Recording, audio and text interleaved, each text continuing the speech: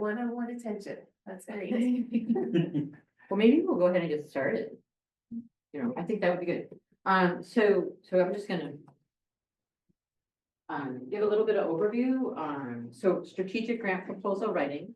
So, when we think about grants, you know, we think about the idea that it's not a loan, it's free money, but you're still having to do a lot of work for it. You gotta put in a system and then report on it and things like that. But when we talk about the whole concept of grant proposal writing, it also means you have to like writing. But we gotta be strategic about it. So that's why it's strategic grant proposal writing, because we don't just decide one day to wake up and say, "Hey, feel like writing a grant today?" Because, you know, Lord knows, most of us wouldn't do it if we didn't have to. I'm pointing at the wrong thing.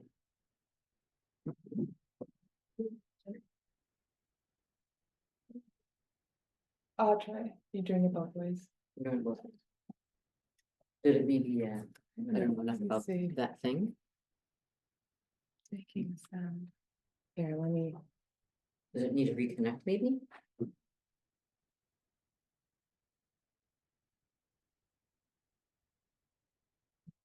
There we go. Oh, I guess I just have to have that open.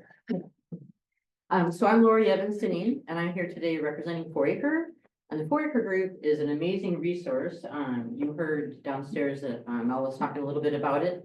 So I'm gonna go ahead and just jump to a little bit of what they represent, because it's something for you to think about. It helps if you have a membership. Mel has a membership. I don't know how far that extends to other people under what Mel is doing. But I know it was a topic of conversation for me to get here. It helped if they were a member because you get a discounted price. But they do a lot of things. So we have, of course, these little educational opportunities. Which is what I'm doing here, helping educate about that. They all have all sorts of things because their big setup is really on the fundraising side and connecting donors and foundations and things. But then there's also the grant writing side, which is not their strong suit, but they talk about how to write grants still. And then there's their shared services. So if you need accounting services, if you need strategic planning services, they do a lot of that. Organizational development, of course, is where, you know, you're trying to grow a program or grow a service that you want to do, and then, you know, or work with your board, things like that. Public policy is another big thing that they are, especially in the nonprofit arena. They help take issues to that public arena and represent. And then, of course, fiscal sponsorship, which is where they provide that, I'm going to call it accounting resources, but that fiscal sort of partnership if you need it. And then some signature programs. They have their leadership summit. They provide a certificate in nonprofit management, financial shared services, from bias to belonging. They have a pre-development toolkit. So again, development tends to be that big picture. When you talk about fundraising, you got your different funding streams, which we'll talk about a little bit later, but they want to like help you get to that point, strategic plan for that. They talk about impact report, executive leadership. So a lot of leadership stuff.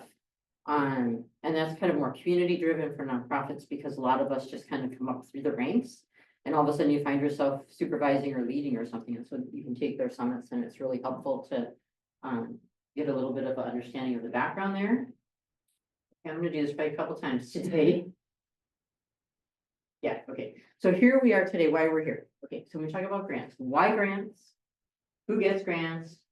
Nonprofit organizations, 501c3s, then of course grant programs like USDA that helps with farmers. So it's not just for nonprofits. A lot of times people think that nonprofit, you have to be a nonprofit. So when we talk about like why grants, because you have a need and really funders want to have a need that matches what they're promoting. So we'll talk a little bit more about that as we go along too, but you have to have a need. You're looking for something like I'm going to use you as an example because you're the one I've talked to so far about the irrigation. That's a need. Your seeds are not growing because they don't have the water. So that's a need you have. So you got to find funding for that. And then who gets grants? You know, it's the well-written proposal, the most articulated, well-defined needs that matches indeed what the proposal or the funding agency is looking for. And then, of course, who gives grants? Oh, I'm kind of jumping the gun here. 501c3s, nonprofits. I don't know. Do you have a 501c3? I have no idea what it is. So. Okay, so it's a nonprofit, Mark. So I don't think you need it. I'm going to say in this arena, But like, if you're gonna be a nonprofit, the 501(c)(3) allows you to get like a Rasmussen Foundation grant. Like, public schools are not 501(c)(3)s because they're government entities, so they can't get grants. Their PTA, on the other hand, could probably get a grant. I only know that 'cause that's how we got grants at our schools with my kids. And then, government entities, will give grants and have grants, foundations and things like that. So when we talk about this arena, I had to learn a lot because it was interesting to me to learn, like, how does that work? And it's because there are people who want to see these farms go, and they're usually some kind of government entity, whether it's a local, state, or federal thing. So there's also, though, I found out foundations, private and public, that support farmers. Because I think food security is not only going to be an issue here, but it's a growing issue in the real world, or the rest of the world, or the real world. And then when we talk about governments, foundations, and corporations, we'll talk about that. So I'm like from the Midwest. I'm originally from Chicago. Agriculture, like in the city, we had our farm stands, we went to and stuff like that. But when I was 12, I went to Northern Illinois University, and they might as well have just hovered a big university and dropped it in the middle of the cornfields. Because we grew up with the farm. Cindy Crawford, the model, was discovered detasseling corn in the cornfields around DeKalb, Illinois. If you've ever heard of DeKalb seed corn, a lot of it comes from where I went to college. So, ag is kind of like a thing that's been around me. My sister moved from Chicago to Indiana, and she started a novelty farm. And then they started renting out their fields to the local farmers for their hay and stuff like that. But they did like hops, they do all kind of things on their farm. And her partner's daughter went into agriculture. That's what she got her degree in. And I remember listening to some of this stuff because now it's modern day agriculture. It's not like what I think about back in the day when I was in college, but it's like, oh my God, it is so different and they're so technical, and the tools they're using are like calibrated technical things. I don't even know the names for them, but it was really like an eye opener to learn about agriculture in the modern day. And like when you talk about water, it's the same thing everywhere. It's like they're like the weather, everything is changing so rapidly that the young people going into ag in the Midwest are really going to be the game changers, because they're going to be thinking deeply about the things that people are struggling with. And then you move this up here where, like someone said at the thing downstairs, the conversation downstairs, it's like agriculture in Alaska, what? And like I moved here in '92, and I remember my husband was then my boyfriend, took me up for a drive out. I thought we were like miles and miles and miles away from Anchorage. Turns out we're just in Palmer. But it's like there are these bales of hay and all this stuff, and I'm like, oh my God, where are we? Because the mountains are just glorified there, and it's like, but there's all this farming happening. And then I worked at Alaska Pacific University for a little while, and they have the Louise Kellogg farm that they have there, and the stuff that they're doing over there is amazing. And they're trying to do, teach kids about agriculture, from the ground up. They have a little summer camp and all this other cool stuff. So it is something that's happening here more and more. I have a greenhouse and I have a garden in my backyard. Believe it or not, on the south side of Chicago, my mother's side is Italian. And my mom always has, you can imagine this, and we're kind of like more suburban, but between your houses, you have little plots of, your driveway and a little plot of land, if you will. And she had her garden on that little plot of land. So all summer long, we got our chives, we got our tomatoes, we got our green peppers, we got our lettuce, all summer long. Not like I like up here, I get one harvest if I'm lucky, other than my leaf lettuce, it does a thing. But the greenhouse allows me to have my tomatoes, allows me to have cucumbers. I have all my herbs in there. It's fun. And I hear what you're saying with the weather. It's totally different than it was when we first started all of this, because things are either too cold and not growing, or they're growing too fast. So it's I don't even, I just do what I do, but y'all are doing it for the real reason, which is like, because you're trying to produce produce, make a living at it. So if I moved into, just kind of giving you like a little bit of that and understanding what you are, I'm going to learn from you as much as I'm hoping to help you with grants, because when we're in this, we're kind of in it together. Like if you were a client of mine, I'd have to learn what you're doing and become close with you to understand, so I can help you write a grant. So I guess. Okay, so when I talk about your organization, I kind of want to know, since we're small enough to do this, what all you all are doing. So in other words, like I know you're trying to do barley and hay. I think you said it when you're giving your name too while we're at it. Chris. Chris, thank you. Okay. So a little bit of rundown of what you're doing, and we'll just kind of do the go around. So I'm Chris Ashcraft. We got a potato and we're doing wheat and barley. We're trying to do more potatoes that we go, straight to market, grocery store, that type of thing. And then our wheat and barley, we're selling more as cattle, that type of thing, so raising those. And that's what we're trying to grow. I'm Chelsea Barney, we're the Barnyard Farm, and we just kind of are starting from the ground up with a micro dairy. With what? Micro dairy, Oh, microdairy. Did you say pioneers? barnyard. Barnyard, I'm Yeah. sorry. No. Okay, thank you. Yeah. Dairy though, okay. I'm Mike Brady, KMP farm out of Dinneen. Up till last year, I was doing hay. And then after I lost my whole crop to rain, I sold all my equipment, and this year we're going either grain or wheat, and then field peas and potatoes, gonna start rotating, and we're gonna field carrots. I'm Emily. I have tucked farm and we're pigs, so we're pasture pigs. We're in Fairbanks. We have about 40 or 50 head at a time. My name is Olivia Brinkman. I work for Southern Water Conservation District as an ag specialist. But I'm also here more from my personal standpoint. I have what I like to call a future farm, as in, we're clearing land from scratch. And I'm trying to develop a hayfield, but probably need more silage, hay silage. So growing hay, and then we have just a diversity of different small scale products. And beans, eggs, chickens. Yeah. I'm Laura, I'm at the university and I'm mostly So, and I'm gonna go back to the pig farming, because so my university, DeKalb, Northern Illinois DeKalb, to get there, I don't know if it's still there anymore, but we used to have to drive down this little, you get off the highway, get on this little road for 17 miles, past like 3 pig farms. And oh my God, I don't know if you have the smell, but whew, yeah, even on a highway, but it was like, you could just see, out in the distance what they were doing, and, just like that's not, so is it as odoriferous?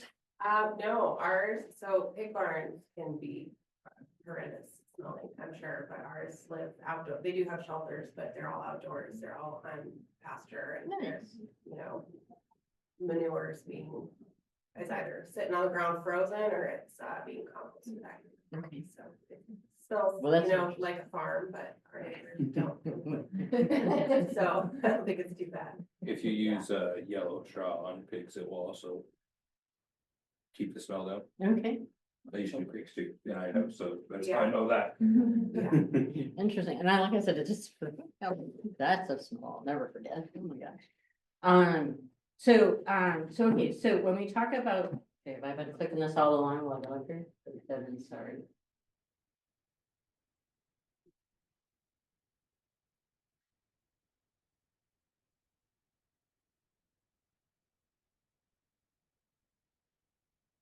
Direction I'm going, can you tell which direction I'm going?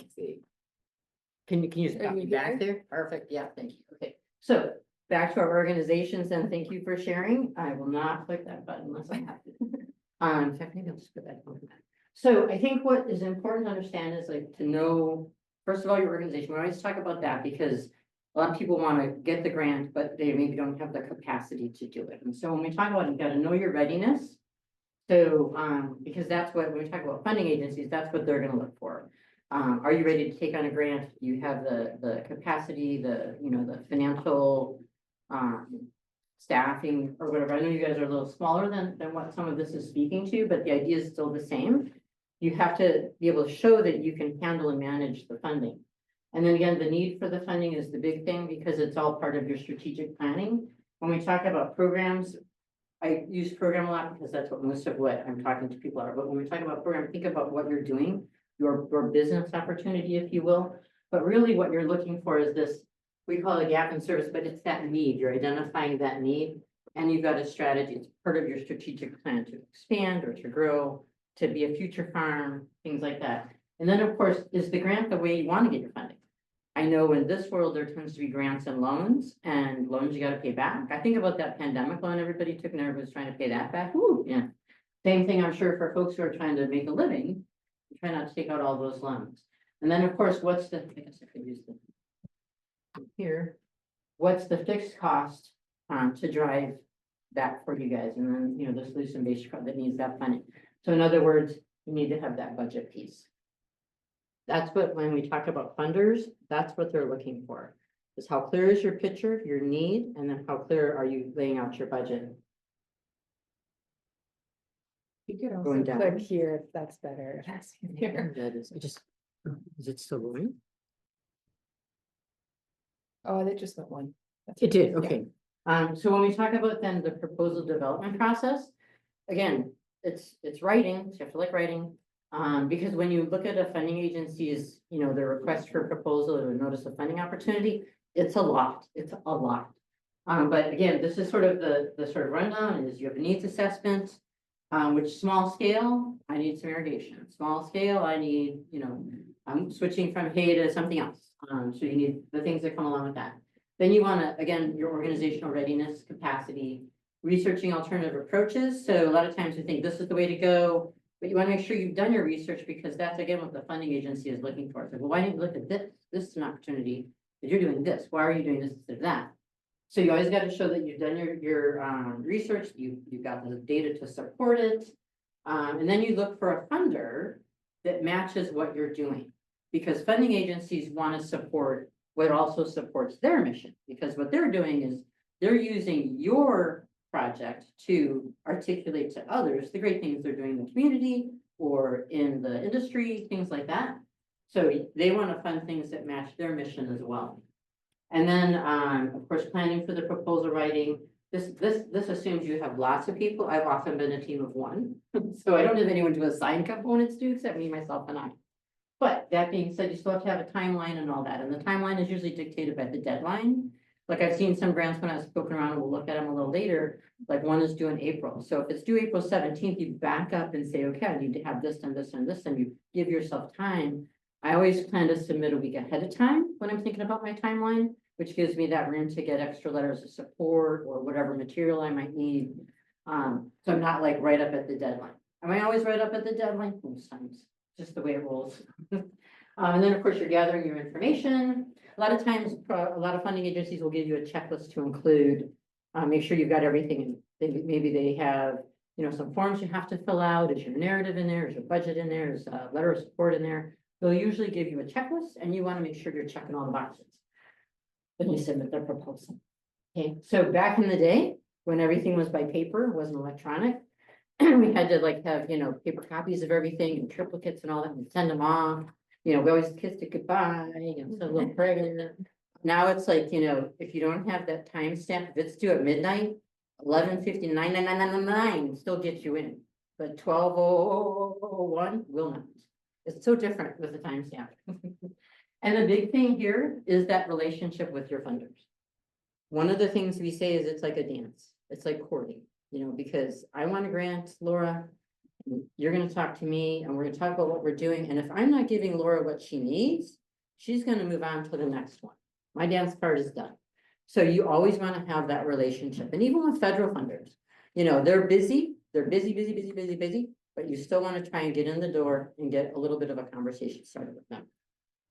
I'm working with someone right now.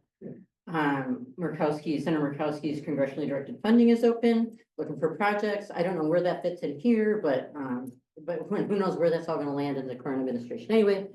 But it's like there's someone we're supposed to reach out. I've reached out 3 times, haven't heard back, but I'm still trying to get on her dance card because I want to talk through my project with her, make sure it meets what they're looking for, because that's what you're trying to do. The more you can connect with your funders, and a lot of foundations, just so you know, they want to talk to you. So they're going to assign someone to say, oh, tell me more.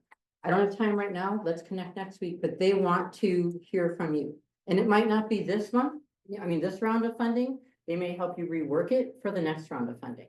Rasmussen is very good about that. The Rasmussen Foundation in Anchorage. Again, I don't know where that fits in this picture, but they have like tier 1 and tier 2 grants and stuff, and it's very community minded, but they'll assign you a program officer that you will meet with and work through your proposal. And if it's not ready for the next board meeting, they'll save it and work with you till the next board meeting. But they really want to fund you. That's what most of them do, unless there's just not a mission match. And that mission match is the key when we're seeking funding agencies.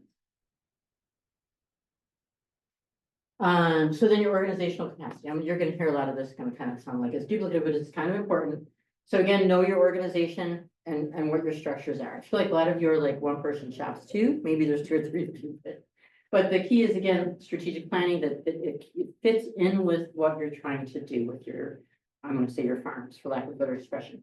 And then of course, the capacity, can we take it on? There's a lot of reasons why they're gonna look at you and say, you're too new. We don't know that you're gonna handle the money correctly or whatever.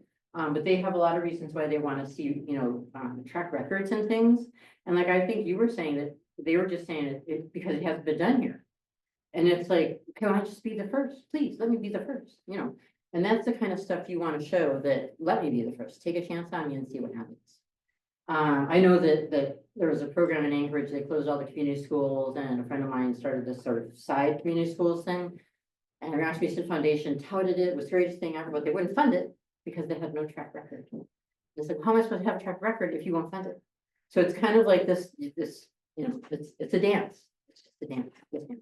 I'm curious, so like with yours being the first, can you use that to your advantage where you're like, you could argue. No one else is doing this, but because of climate change, things are changing. And I'm the first, then others can use it as a model. You totally can, because that's what a lot of pilot projects are. I don't know enough about what, that's different than like a project, pilot project in a school for kids kind of deal. But if we don't take a risk, we will never know. And that is a selling point in a lot of ways, if there's other farmers that that need the same thing that you need. And that's what you have to look for, is like, what kind of support do you have? Are there others that need this irrigation? So, and it's interesting to think about because we live in a land surrounded by water.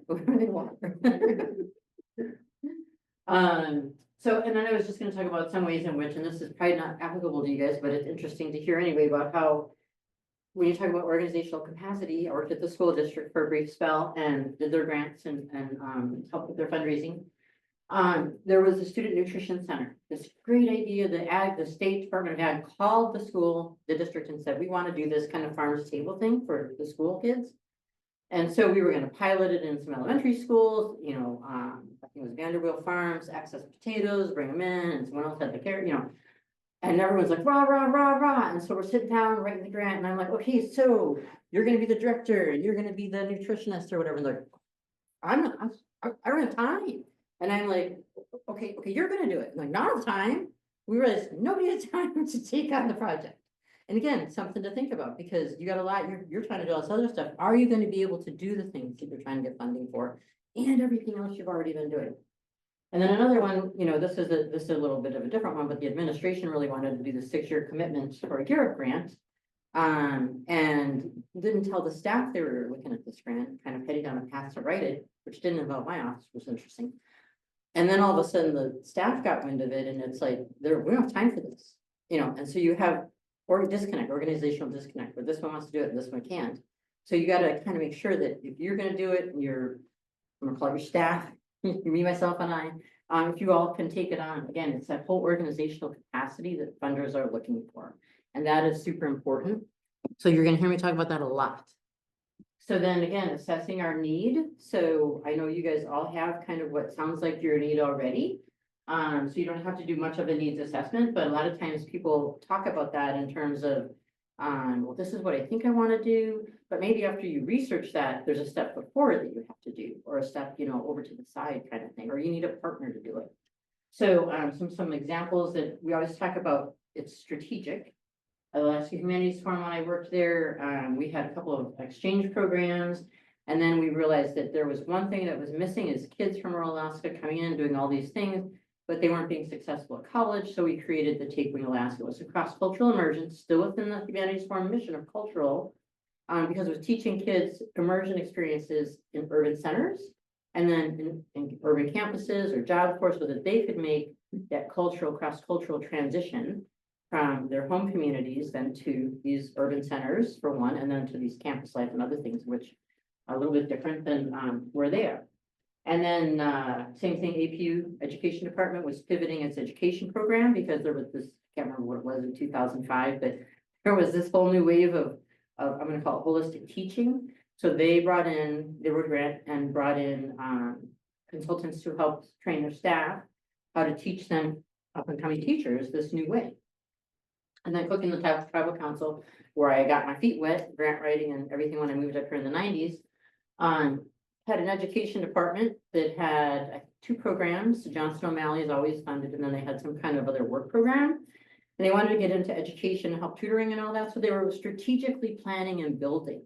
And by the time I left, that's where I learned how to write grants. Why? Because the vice president of education said, hey, I hear you're an English major. Come help me write some grants. There weren't classes, there weren't, sessions, we just did it, But we built that education program. I was there for 7 years, from 2 programs to 6, and I'm staff of 25 by the time I left. And I think some of those programs are still being run, because it's really what kind of built them. Okay, so if everyone agrees that we're gonna have to go for the grant, this is the stuff we need to do. So again, research and identify your funding sources. So we're gonna talk about some of that. It might be that the slide is. But we're gonna talk about how to do that, and we're gonna go through some samples. And then we're gonna do it within budget parameters, because again, the funding, so you want a grant, you need, what did you say, 120? 100 to 150K. Yeah, so you're looking for an agency to go, or are you gonna find an agency for 50 and an agency for the other, that you can partner? There's ways that you can look for funding that really helps, like in that big picture planning. And then, of course, leadership and infrastructure to handle it, experience to show we can do it. Again, we're the first, let's give it a try. Reputation, I'm assuming you've been doing farming, you've got, the reason why, you've got, data that can show what's happening, the change in the weather. And then, of course, the reputation to do it. I don't know what that really means, but if you've been doing your farm for a while, that's pretty good.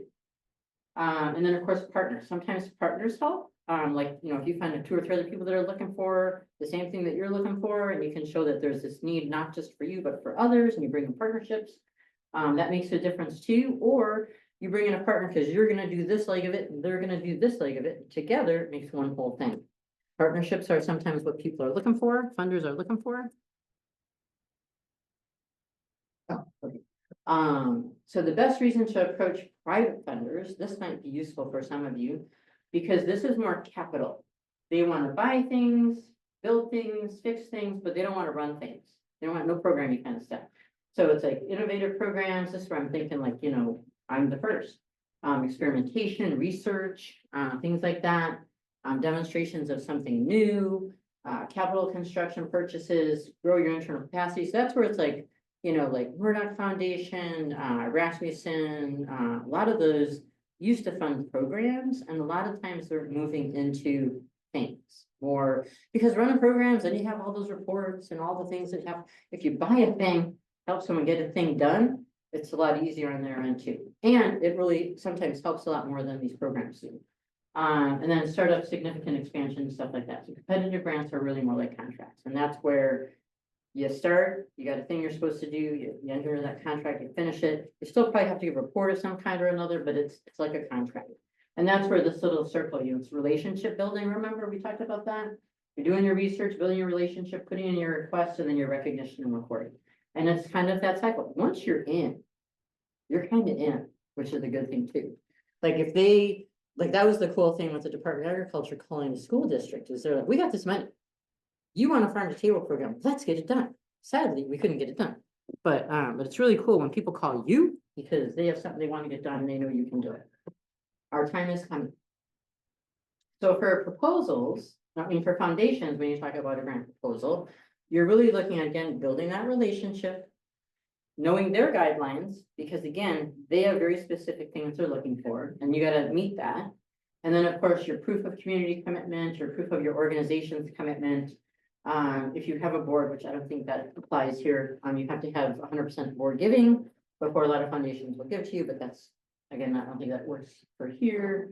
Financial resiliency, and you write your proposal, then you ask strategically, and you follow up and acknowledge. So it's kind of like that whole process. This next one is why a lot of them don't get funded. Because it doesn't match their interests. A lot of times people will say, I keep hearing though that the Rasmussen Foundation wants to fund this stuff. They have 5 things they're funding, 5 areas of priority. And if you're not in those 5 areas, even if you're slightly out, you're probably not.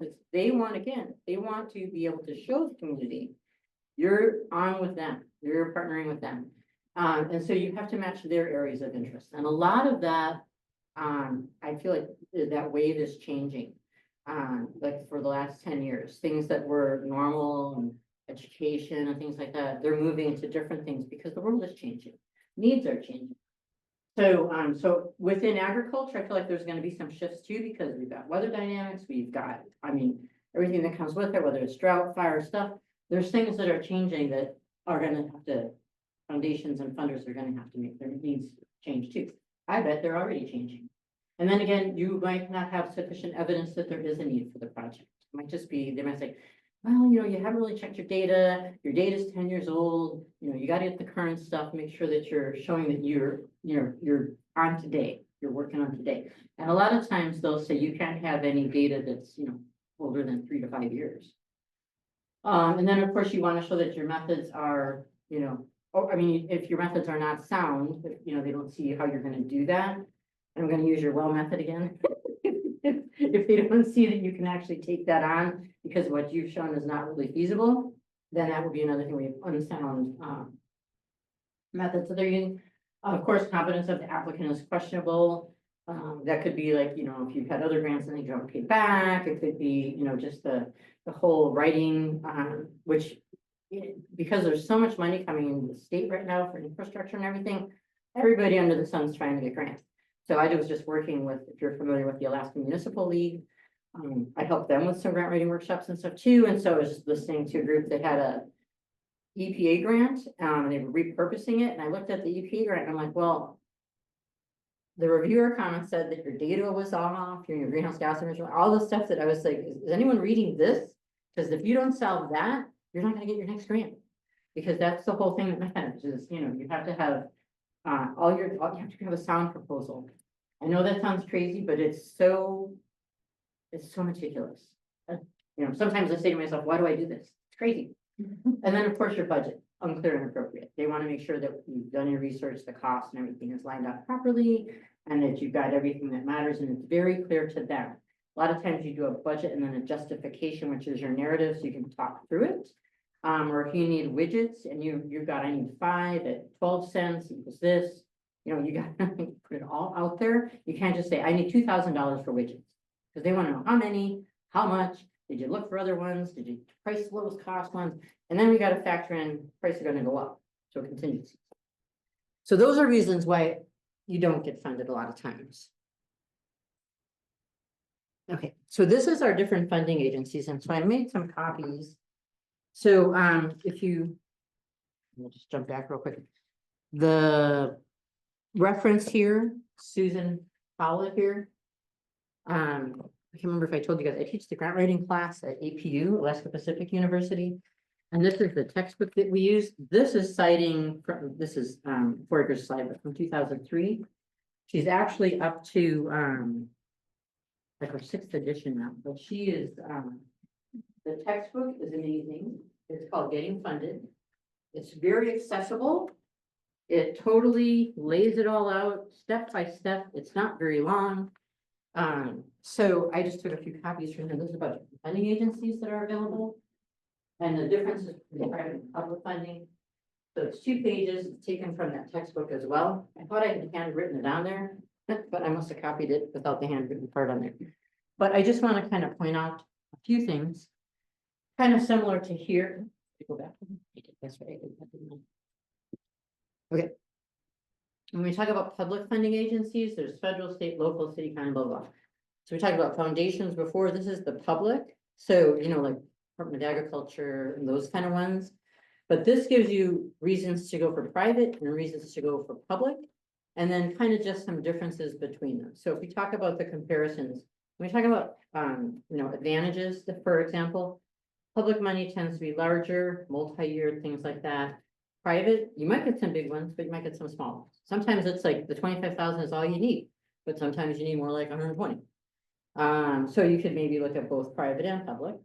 But the guidelines on the private side are determined by the foundation itself, whether it's a corporation, corporate foundation, family foundation. So you got the Robert Wood Johnson Foundation, you've got the ConocoPhillips Foundation. Everybody has their way of giving money. That's usually their foundations, private foundations. And then, but on the public side, you've got your federal regulations, oh my God, and you just heard Trump said, oh no, we're not gonna do this, and all the public money is going away, and then all of a sudden it's like, no, it's not, it's coming back again. We don't know where any of that public money is gonna land, although what I did read, money for farms, agriculture is gonna stay, no matter where they land with that, because it's a necessity. Like that. And then, of course, disadvantages between the two. And then on the next one, it just talks about, different types of, foundations and government agencies. So that's just a source for you to hang on to as you're digging around going forward. But the main thing is that, when we talk about like I'm mostly in education. And so when we think about big education grants, most of what I've written, millions. I don't want to waste my time on a $10,000 grant, and I don't want to waste my time on a $50,000 grant. Why? Because the effort to get 50 or 10 is the same as it is to get 100. So I'm in it to win it. I'm a big, big money person. But I'm happy to do the small when that's what I need or the organization I'm helping needs, because that's like a lot of startups need. And, $1,000 for Alaska Junior Theater goes a long way, But if you're cooking the tribal, you can't do anything for $1,000. That's where it's like, I'm gonna bring up scholarships for kids going to school. Can we just say $250 scholarship? Really, people? God bless them, but okay, $1,000 minimum. But anyways, it still means something to somebody to have $250, right? To go a long way. So, so when we think about funding agencies with our federal, state and local, that probably sounds familiar. I know we got Department of Agriculture, we got the federal, the local. There's some really cool organizations that are, I can't remember them all, but they're in some slides because I'm gonna look at some of the stuff they do. But they're here, again, you still have to have a relationship. Okay, it's the dance from the relationship. The program officer, a lot of times they will also have tech assistance workshops that tell you how to write your grant. Why? Because most people don't know how to write a grant.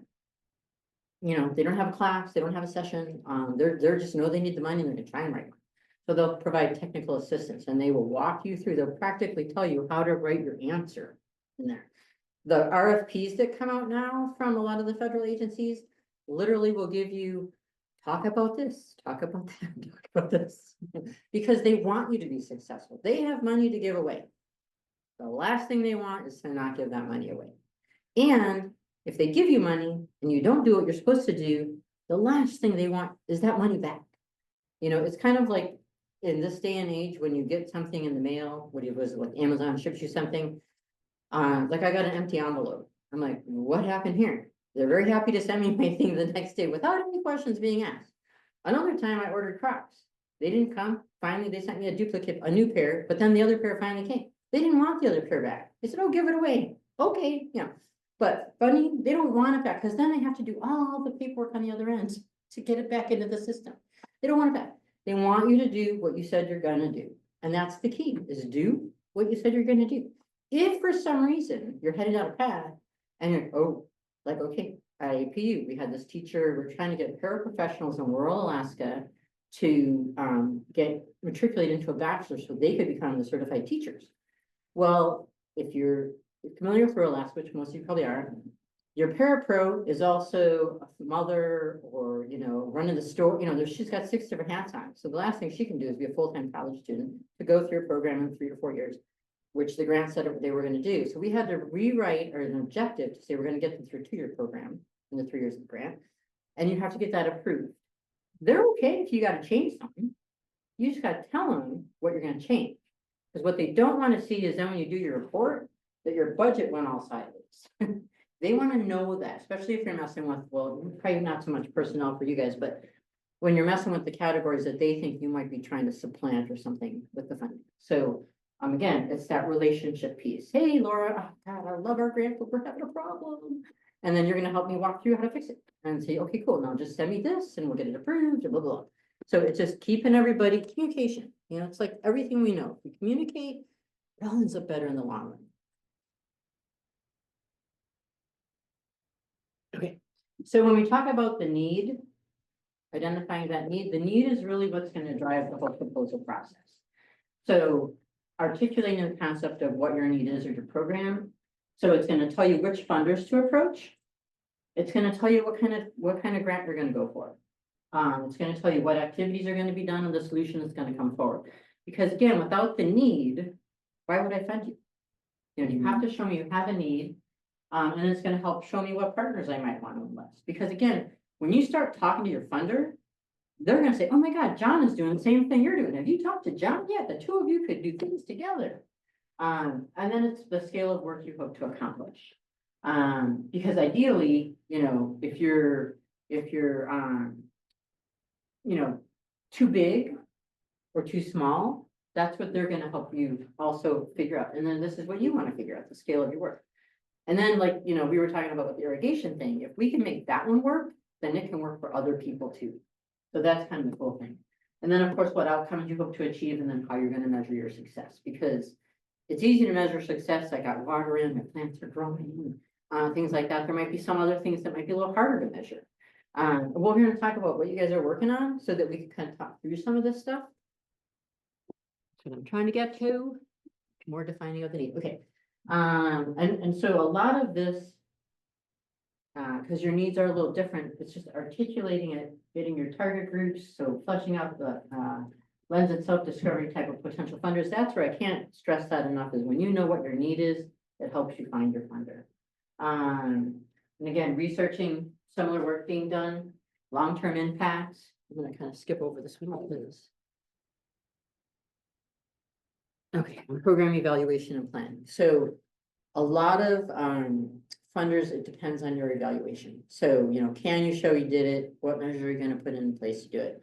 I feel like it's a little different for you folks than here, but you still have to have kind of like your goal, your time, things, the activities you're going to do, and then of course your budget. And, as you're planning, talking about what you want to do, you're always kind of thinking about your costs.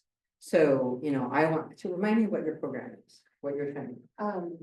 Well, at our homestead, we're converting raw land into hay fields. Yeah, So we've so- cleared the land, that's. So you where clear we're that. So your next steps, and then at the same time, it's gonna cost me 10,000 to do that, it's gonna cost me 20,000. So you're mentally putting a budget together as you're thinking about the next move on that raw land. Yeah. And that's what you want to be doing. So you're not like at the end saying, okay, so now how are we gonna put some cost to this?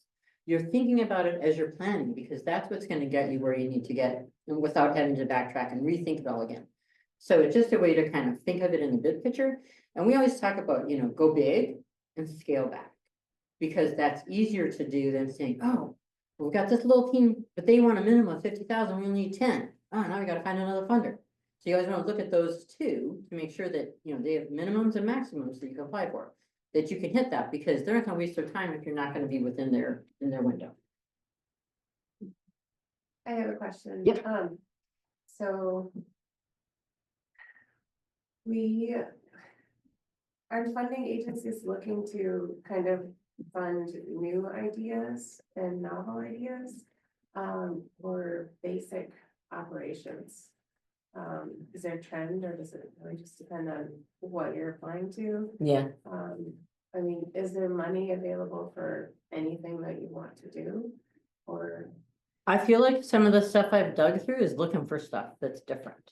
I don't know on what scale, but because they know that's, we can't keep doing what we're doing, so I think there's room for that in there. That's why I say I feel like a lot of foundations are changing. Like my husband worked at the Alaska Marine Conservation Council, and one of their major funders for years, I can't remember what they were funding, but something in marine conservation. And then like in year 2 of his administration, they changed. And they didn't fit all of a sudden into what Oakley Foundation wanted. So they had to find a whole new funder for what they were doing, or pivot.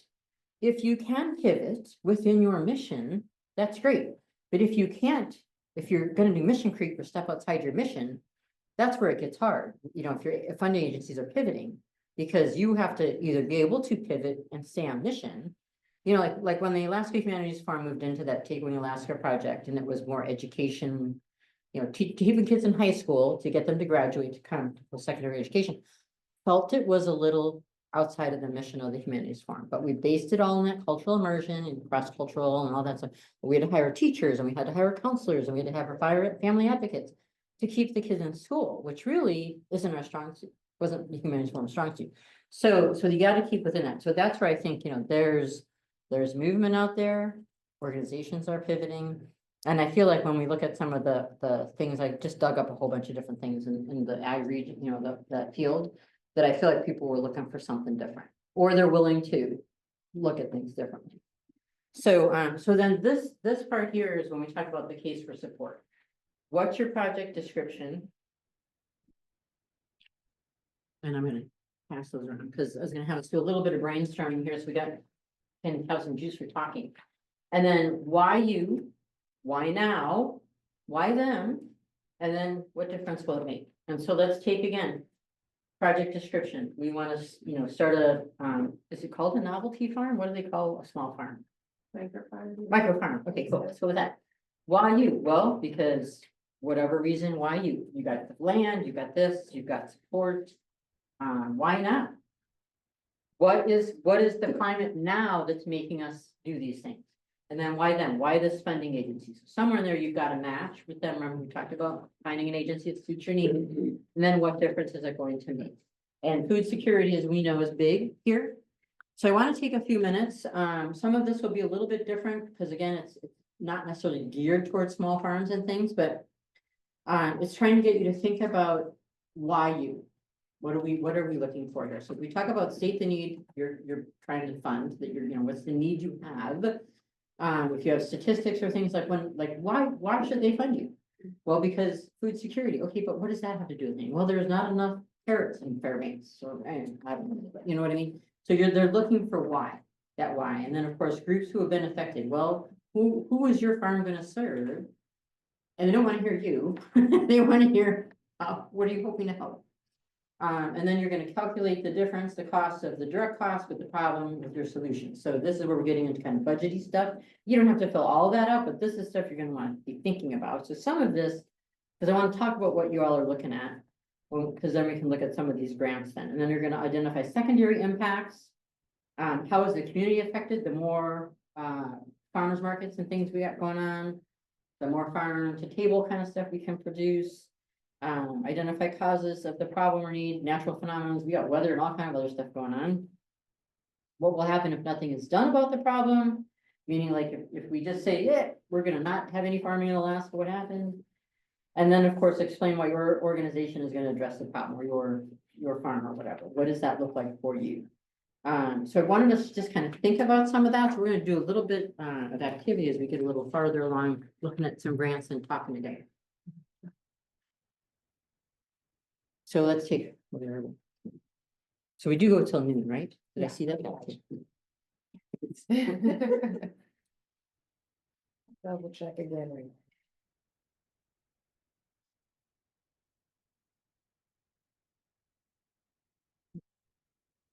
I had 11:30 in my head, but that's okay.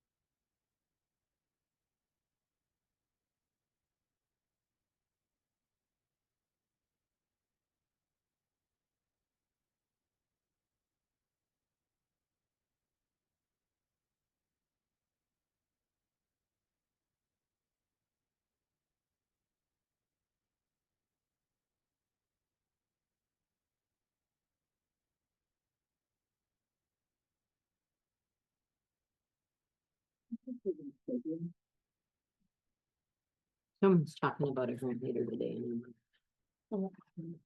Yeah, which is that? Right after lunch, I think. Oh, the new producer shrimp, okay. But that'd be-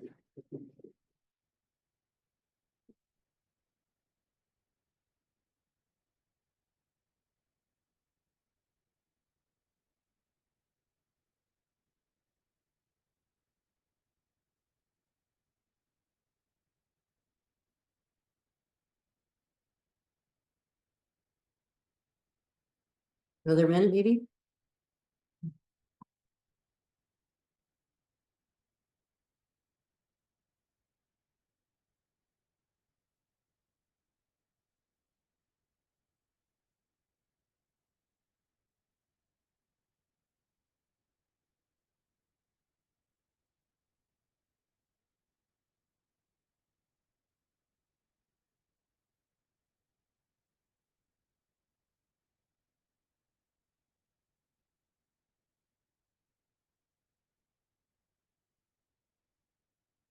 I'm gonna talk a little bit while you're writing, and this is then now we're gonna move into finding that funding agency. That's a good match for what you're looking for. So, how and where to look for funders, you know, and you can do what I did, Google agriculture grants. Agriculture grants for last, all kind of stuff comes up. One way to do it. Before Google, if I could just say, you used to have to purchase like, you know, this massive foundation directory. And actually Foraker has a great foundation directory. I don't know if Mel has access to that or not with her membership, but it might be worth someone poking through that to see what kind of ag grants are available. But you want to start looking for that. And so finding a funder that shares your vision. We talked about that. And then what type of grant do you need? Is it operations? Is it startup or seed money? Are you doing a demonstration project? Which in my mind, I'm hearing a couple of those in here, or several of what you guys are doing. Is it a challenge or a matching grant? And you have to be careful because some of them will look for like 100% match or 50% match. So in other words, they'll give you 100,000 if you come up with 50. So it just kind of depends on how that is. And are you looking for a capacity building grant? Are you looking for a capital contribution for like a piece of equipment or something?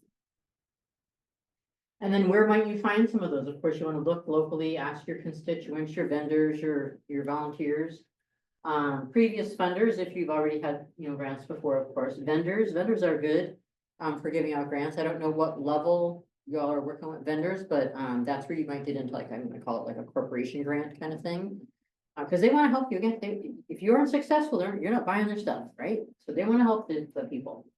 Your organizations, elected officials, again, Department of Agriculture called the school district, said, we got money left over. I've actually had that happen a couple times from our legislative, when I worked at the literacy project, they called and said, we got money, what can you do? So people will tell you that, you know, we need help with this.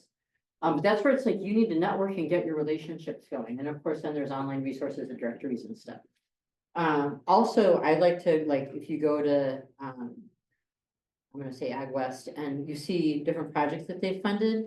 And then you can see, like, are there partnership organizations on there that have funded, or you can go to, I'm making this up, Vanderweel Farms, who's funding them, you know, where are they getting their money? So there's lots of ways to see what your peer group and where they're getting money. And you're just gonna go out and compete for the same money.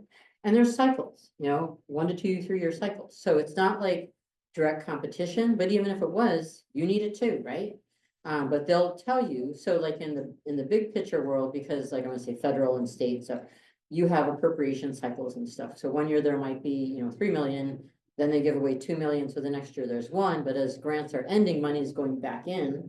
So then it's a 1 million, then the next year it might be back up to 2.5 million. So there's the cycles too. And you'll see all of that when you look at the agency's request for proposal. They'll tell you, we've got $1 million. We hope to give away 30 grants, and they got to be between 50 and 250,000. Making that up, but they have direct parameters. So when we talk about researching it, so you want to review the agency's guidelines. What do they want to accomplish? Because again, you want to meet their mission. You want to meet their mission. Your mission and their mission have to be on the same page.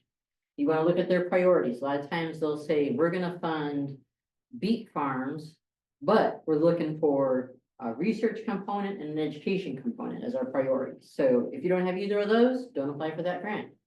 If you say, oh, I need that, and I could do an education component, but I don't have anyone to do it, don't apply for that money. You know, you gotta be able to do it. So, again, people get in over their heads a lot. But that's where funders are savvy now.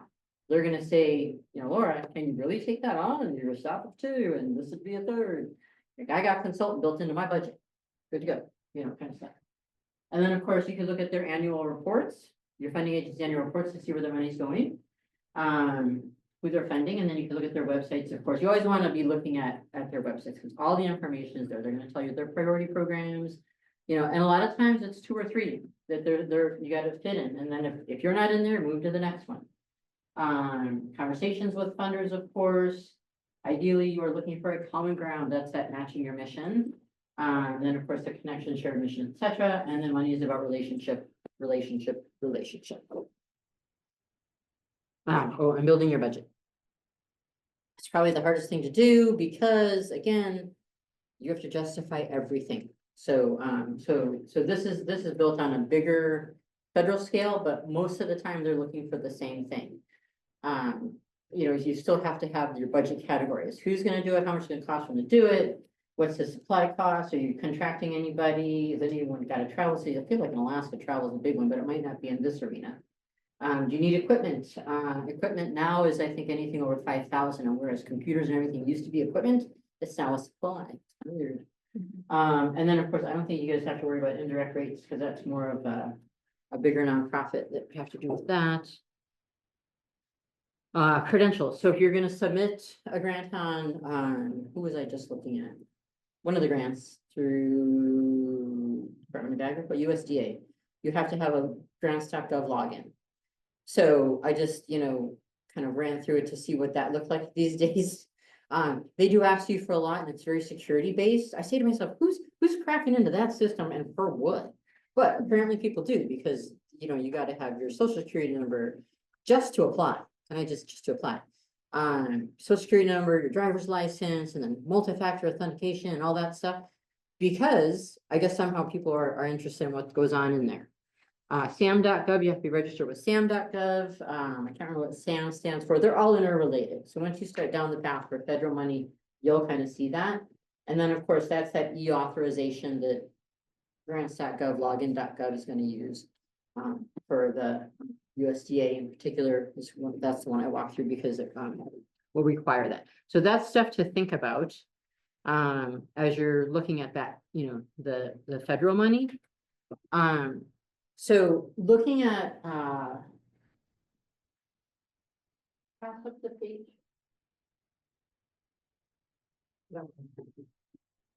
Looking at some stuff that's available for you. So can I just sit here? Oh, yeah. I was gonna hope to get these links to work on here. So if we look at, oh, there's a mouse. Are you left-handed? I don't know why I asked that. Oops. Did I just jump a page? Here, maybe I should let you drive. Hang on a second. Did I jump a page? Oh, yeah. Oh, No. You will. It's to place and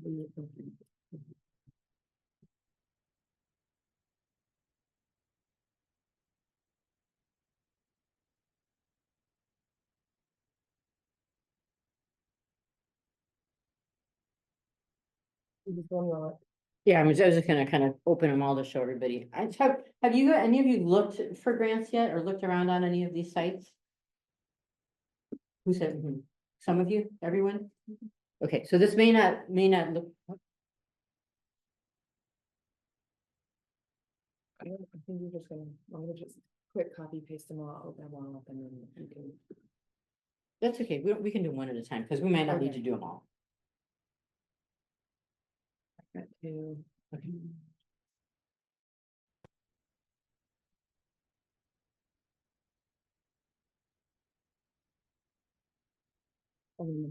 Oh. Choose.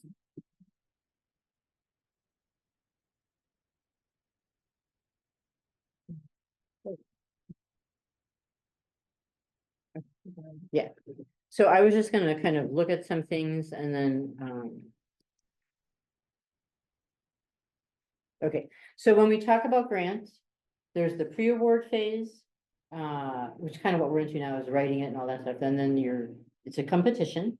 Then you go into the award phase, post-award phase is your compliance and your reporting and all that stuff. And then when you're done, you're closing it out. And then they have grant training and technical assistance. They want you to get the money. Can I just tell you that one more time? They want you to get the money. So, so if we go to the, I don't know, we'll just take it the pre-award phase. So you want to look at their eligibility requirements, and this is the Now I can't remember what NIFA stands for, but you guys probably know. Your eligibility requirements, your program specifics, and how to submit the application. And this is where, you know, you got to start out the basics. And then here they're going to direct you to grants.gov. We just talked about the how to apply, which is pretty cool. And then, of course, the grants application guide. And that's just like the technical assistance. It's going to tell you how to apply. You know, click here, here's the questions, you know, grant application questions. If you have them, you contact your relationship person. And sometimes it's hard to get a relationship with the bigger people, because it's just grant application and you might have a different person responding every time. But you're still trying to get on their radar so that if they have a question on your grant, they might want to find you, they're gonna call you. You know, it's really just trying to get them to recognize you. So, so this is just stuff that they're, again, they're trying to be helpful because they really want to give the money away. They don't want it. The how to apply. Gonna walk you through all that. You gotta register with SAM and grants.gov. Search for enough opportunity, determine your eligibility, and then apply for the grants. And after submission, of course, they'll let you know. Grants.gov has what they call a workspace, which is where you upload all your stuff. And again, it used to be this massive bunch of paper you put in the mail. Now you put your budget in this, and then your narrative in that, and then your forms in this, and your letters in that. So, so then it's like, you know, then you wait, and then you wait, and then you wait, and then you jump for joy because they awarded you, yay. So I'm not gonna go through awarding and post awarding because that's all the compliance and reporting and all that stuff. And so, but it's important, but this is where, if you're thinking about federal grants and stuff, you might want to look into that registration. Let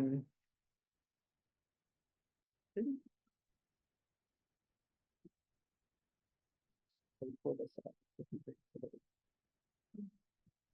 Thank you. Search all competitive grant requests. So you can filter by program, so your, you know, land grant institution, sustainable agricultural systems. So they got grants for everything. You want any grant. Eligibility, so who are you? Are you an individual? Are you tribal? Are you a nonprofit with or without a 501c3? Small business, agricultural experimentation. I don't even know what that means, but that sounds interesting to me. That's what, like UAF has. Okay, Experimental farms. oh, see? And crazy question, what are they experimenting, like on different types of seeds or? Yeah, they do like varietal trials on vegetables and grain. So what will like grow up here, I guess, right? breeding. Things like that? Yeah, exactly. I feel like there's a lot of that this will be cool. Anyway, so this is again, just where do you fit in here? What are you trying to accomplish? And then status, am I in the pre-award? Is it open? So I want to see all grants that are open right now. Because that's important too. Because I saw some that I was looking at, it's like they haven't put out a competition since 23, I think. But you want to search all filter, all grants that are open right now.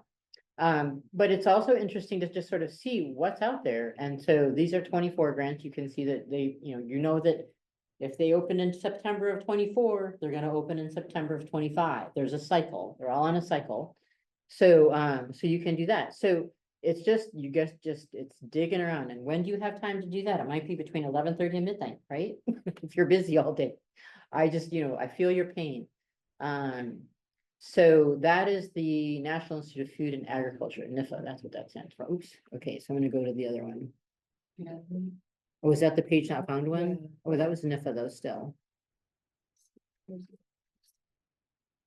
Okay. That's really weird. This is the Sustainable Agricultural Research and Education, the Western SARE. Oh, thank you. Shut the monitor off. Oh.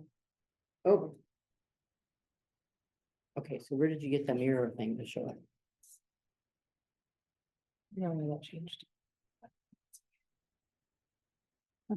Where that changed. So this one is open in February. So you might want to look at this one. Producers may apply for up to 35,000, 1 to 3 years in scope. They're looking for research and outreach. So if this is something you're interested in doing, we encourage you to contact us. Again, it's the relationship. And they just want to know how many people are going to apply. Because if they're like, oh, let's hope for 25 grants and 50 people apply. Woo, woo, they're gonna be overwhelmed. So they maybe gotta think about that kind of stuff. So it really helps. So when we used to do the Alaska Native Education Program money, we were lucky if 80 people applied and pretty much everyone who applied got funding. Now those grants are in the hundreds. So it helps, and it helps. So like a couple of the ones that I'm working on for the infrastructure stuff, they just want to know how many applicants, so they know how many reviewers to put on when the time comes. Okay, so so this one I think is again, where is it over here? Allowable expenses, how to host a field day, things that they're looking for. And then is your idea unique? Search our project database and see what's similar. A lot of places, I'm gonna call it fields of study will have that because you think you got the thing nobody's ever thought of before. And then you look down there, it's like, oh, there's 16 other ones of those out there. But that's okay, because if there's not one in your area, you can say mine is just like, the one that they're doing down in wherever, and make a comparison of that. But innovation is, everyone's talking about innovation. It's like, what does innovation mean anymore? I feel like it's so overused. So anyway, so this is one you should think about. Okay, and then there's the Ag West Farm Credit. That's a lending institution.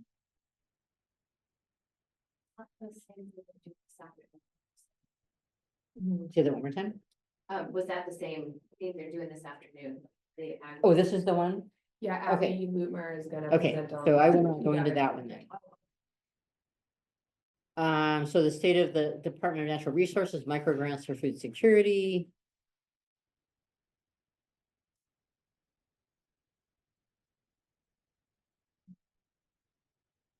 And then I got. Oh, Yes, it so, did. so somewhere that's what it doesn't like. I wonder if we could make the screen smaller. Anyways, we'll try that on the next round. Here, however, you could just paste that handful and then it'll. I think if we. Oh, exit that's why out of you wanted to this- do that? Okay, I will let you drive that one. Because what I want to get us to is some time for you guys to share ideas too. So just do those two, Okay. and then, because I can't remember what's on the third one, but. From here, and then it should, I don't think it'll close out. Okay, so micro grants for food security program. Again, I don't know enough about what that means. You all probably do. But right now, this is a fall. So if they were just opened, this is their schedule. So, in September, they're gonna open again. The Smart Simple portal, I don't know what that means, but that might be, they have their own portal then. But you want to look at the program overview. What are they doing? Who's eligible? Individuals, tribes, nonprofits, federally funded education people, local tribal governments may not, anyways. So then, and if you weren't awarded a previous, you can also reapply.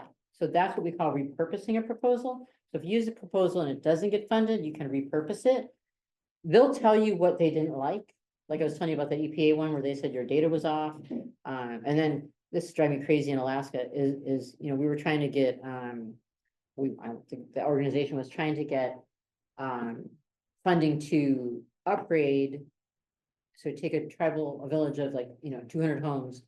They wanted to fund I can't remember, but I think it was 19 in one village. 19 out of 200 homes, that's significant impact. EPA said, oh, there wasn't enough impact provided because you can fund, 200 homes in Navajo country out of thousands of homes. But that impact in Alaska, 19 out of 200, if you could show how impactful that is instead of 200 out of thousands. It's hard in Alaska to get our numbers. It's just so difficult. But, a lot of these are geared, is this one of the ones for Alaska? Yeah, this is an Alaska one. So that's what you want to look mostly at what is competitive for you because sometimes when you're applying for money that's competitive on a federal level, it's hard to make the numbers the same. So anyway, so I wanted to share that one and then the Alaska State Program. So this is loans. I didn't realize this was a loan. Okay, so anyway, so that's available there. So I'm going to jump because I want to get to There's also a presentation on the Farm Service Agency programs this afternoon. oh, very cool. Okay. So I encourage you all to go to, you probably already got that scoped out, right? Foundations and resources. This is one, there's 61 farming and agriculture grants for Alaska. sometimes they put that in there. I wasn't gonna do this, but, maybe. Yeah.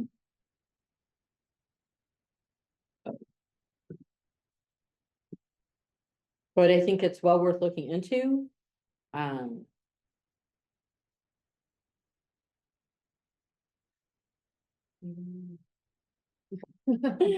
Yeah. Oh, and now it's 59. Two of them went away. So this is Alaska Grant Watch, so it might be kind of stuff that doesn't really fit in there, but at the same time, it's worth digging around. That's what I say is that there's so much that you have to dig around for. And you can look and see when they're open. These deadlines are January 31st, so probably not gonna help us at all. We'll get into February ones. So see what's out there, see what's available. These are foundation ones. So I feel like there's opportunity under that foundation. And Alaska Grant Watch, like there's Grant Station and there's some of them charge a fee. I didn't encounter a fee when I got here. Hopefully there's not a fee. But anyways, I think this is something that y'all should be looking at. And then, and I think the slides are available on these, you can have these resources then if you want. And I was gonna walk through an application with you guys, but I am gonna forego that and go to, oops, talking about what y'all are doing. If you could just get that back Yeah. up. So I'm gonna, because I want to get some partnerships conversation going. So I'm gonna give you a piece of blue paper and just kind of in a sentence or two, write down what your need is. You're looking at doing, you probably already had that on your pardon me, on the thing that the case statement thing. But then we're gonna like kind of, I'm gonna say get pairs and kind of share ideas, and then we're gonna group up and share back with all of us. So that we can get, you know, because I can talk all I want, but I'm not in the industry with y'all. So but sometimes you guys can think and hear and give support as well.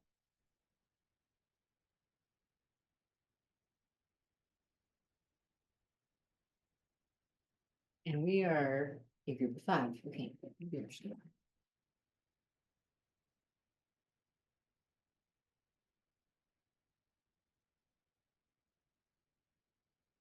Or do you want to get in a pair? Sure. Because that might be helpful, because you're familiar enough with stuff that you could talk through stuff? Okay. I think you're better than me, because you're kind of in the field. So we'll take another minute, finish writing our thing, then we're gonna take like 5 minutes to kind of talk with each other. What you're looking to fund, and then potential ideas to, like, toward a funding agency, if you will. Not that you all know every funding agency, but like, how could it be articulated a little more clearly? Is it too broad? Is it too narrow? What can you do in the conversation to help someone get that, that little nugget that they want to pitch? Oh, pitch, like that, is that word?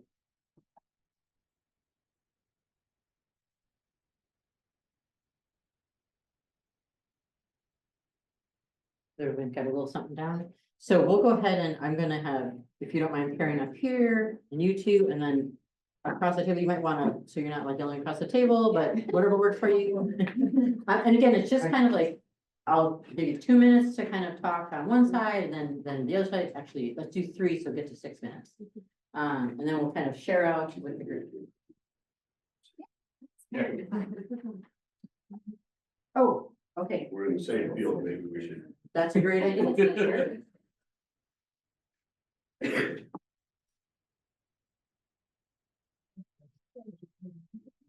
Well, the quick thing is, Jim. Well, it's like Chris. Oh, well, yeah, I'm gonna spread the field. That's me. Yeah, yeah, you guys are gonna be, farming our field.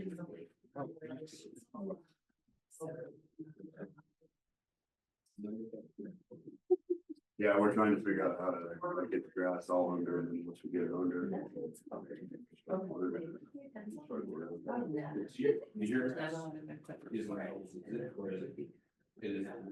I mean, there's some planted, but yeah, it's 10, 15 year field. Yeah, we sprayed some of it to kill it last fall. So I guess Well, they pop. Because that's the rain, I lost it. It started molding. So coffee bed. He didn't have time to tractor, get around it, all the view. Deeper from this. Well, I don't even know what is.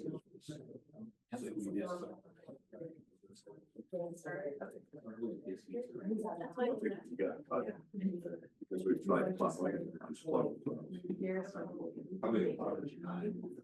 I was pulling 4 bottoms, but every one of them, even with a cutter, the sides were so thick, it started bunching out. Cause we were able to plow with our 4 bottom.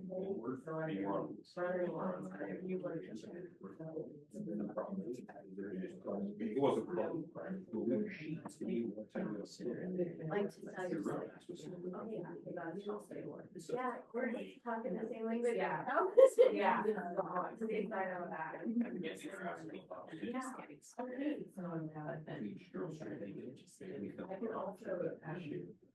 Yeah, he said that, and then we, you know, Because. When the rain showed up. We had just use. I mean, September, we had hardly this. It was sitting there about 50. I plowed a little flash for Paris last year. You know, literally drug the sod. Plow. And then went to the second. And then we checked. Yeah. And we just cross cut, and then we plowed it. I think I ran into you and your brother, you know, in 2015. Yeah, that would have been us. Yes, there were 2 guys from Idaho coming out, their dad was here, and I was talking to my dad, and they told me. Probably would have been. You remember doing that? I was running, you know, we had a big U-Haul and everything, we're moving on with the arm and but that's what, you know, your dad likes to go around. Just gets you far. Well, I have nothing, that's all I have. Well, the nice thing about it, you were saying, you're gonna spray it.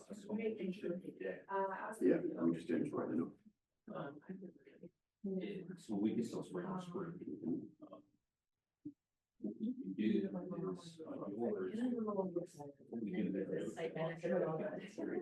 Everything, yeah, like.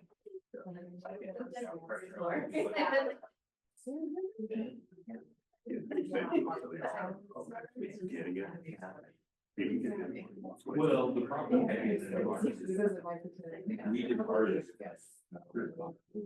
June 15th is when he did ours. Which all that says here too, no tilled some peas in. On May 15th.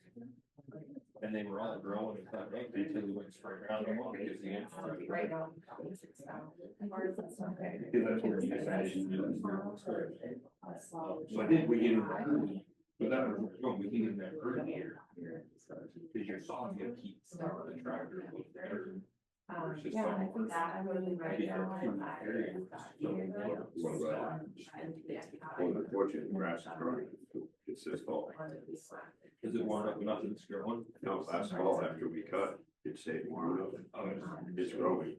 And so that's everything. So we need to. She's got to kill it off. Let's cut it again. So, you know, it's decent. You want it. Get out, and that's what you last fall. Okay, let's go. Let's start doing it. Let's kill it. Let's.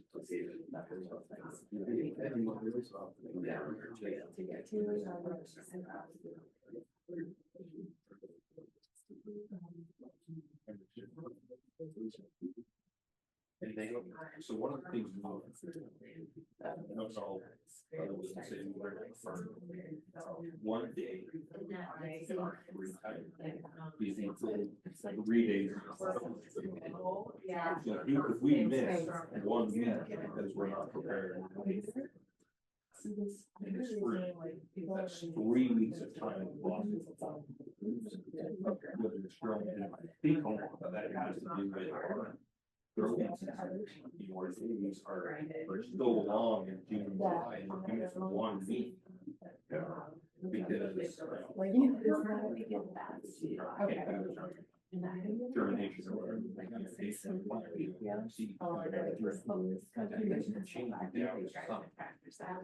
Every day you do this. And Okay.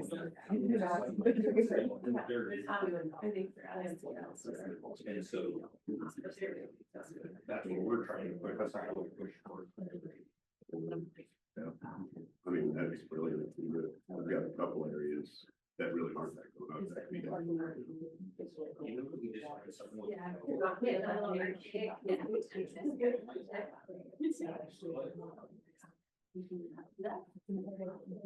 If you haven't switched partners, you might want to switch partners. Yeah,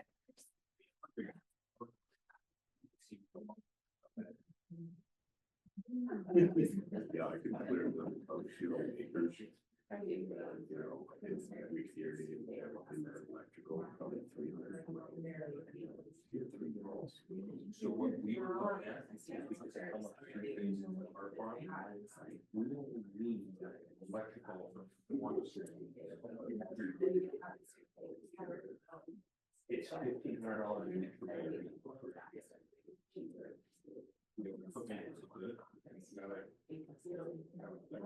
A couple people more than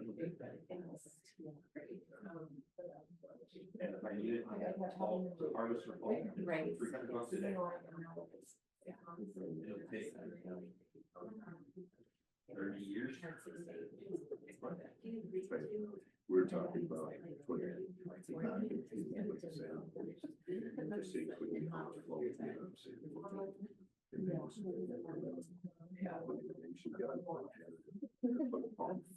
Oh, I've got 3. Gold dredge. Water. High capacity water. We are diesel. It's gotta go to a diesel generator. Maybe we did run it through. We've got our 50.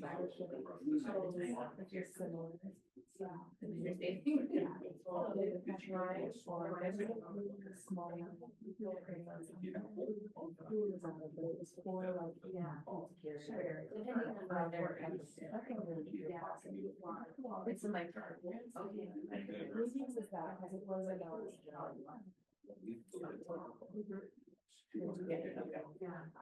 It's funny because I really get a lot of.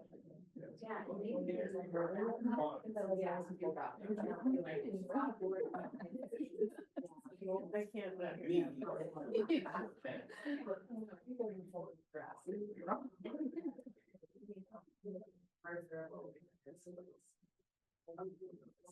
And even like I'll play this. Usually the summer's from 10 a.m. to 5. So every day when I get off work, And then we'll send one too. I'll just go down. Those irrigation wells, the ones we've been looking at. Is it? So now you're gonna need to do one pole. It's just gonna. It'll work. Come back and I'm like, it's off. You can grab it. Each pole's about 8. So you're doing 18 inches of irrigation a day. Do we have about a minute? Are you guys able to group up and talk as a group in about a minute? Okay. So, hilariously, I was able to link There's and it opened it, but it doesn't show it up. Okay. So, Sarah, I'm gonna try and do this step differently. And then I'm just gonna do entire screen, so it's, hopefully that's just like whatever. Okay, we're gonna put it where you put the timber. Some of it's timber. Talk to loggers, you're like, shit. We'll log it. We're good. Oh, yeah. And then maybe, no, that's okay, this is, It's just huge, big there you steel. go, okay, so I think that now we should be fine and just go back. Cool, back and forth, cool, thank you. I'm just gonna see if anyone ever signed on. Oops. No. And then, But I could get it for us. Oh, that signed in. Thank you. Yeah. That would be good to know. Actually. Well, Get all the little stuff out, would throw it in a big pile. I don't know how you word that. What's left is- There was, I was just looking at participants. It's logger tail. Is that worth it? It's like, what- I can't remember who was at the So desk. you get extra. And so she made the connection on the grant rating. Oh, I know, but I try and make a fun. So how do you do that? I know, right? Well, I've seen it. Was it Pat Holloway? Sounds like, I don't know. sounds like her. Okay. Yeah, I went That's sort of like with the APU class when it moved online, it's like, you know, you only have the screens on. That's where you get it. Yeah.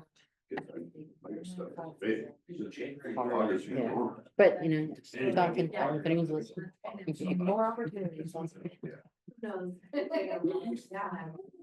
Yeah, chain fast. And then you give it a year to drive. I'd like us to kind of group up and share what we're talking about and learning. Are you guys at a stopping point? Are you guys at a stopping point? Sure. So I thought maybe we'd have more people in class and we're gonna do this in groups of 4 and then to the whole group, but since we're, you know, I'd just like to hear like where you are.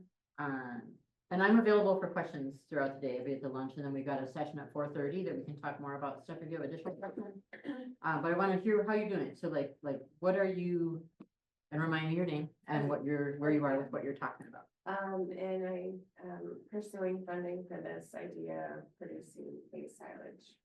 I don't know if you know if there's a lot of producers of hay silage in, There's not a lot because it's hard to move, yeah. but there's a demand. Yeah, yeah. If people have the ability to feed it and keep it warm, otherwise it freezes at night and you can't do that. Yeah. Yeah. So, I mean, hay silage would be great, you still have to have dry feed to go with it. The biggest problem with hay silage is something we raced on the subject, not that we were talking about directly, is equipment. Well, it's not even that there's none of it, it's that it's all sized. All the little stuff in this world's gone away. You know, you think about, you know, in the 50s, everybody had 2 rows this, they had 2 rows this, they had small that.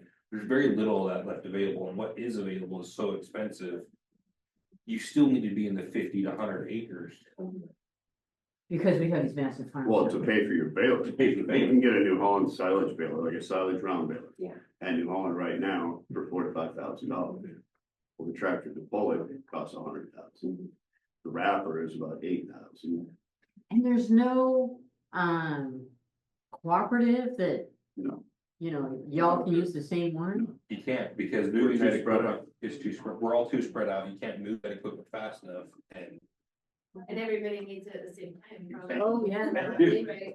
I mean, if you could figure out someone in Delta, you could do it, because Delta season's enough different than here, you could do it.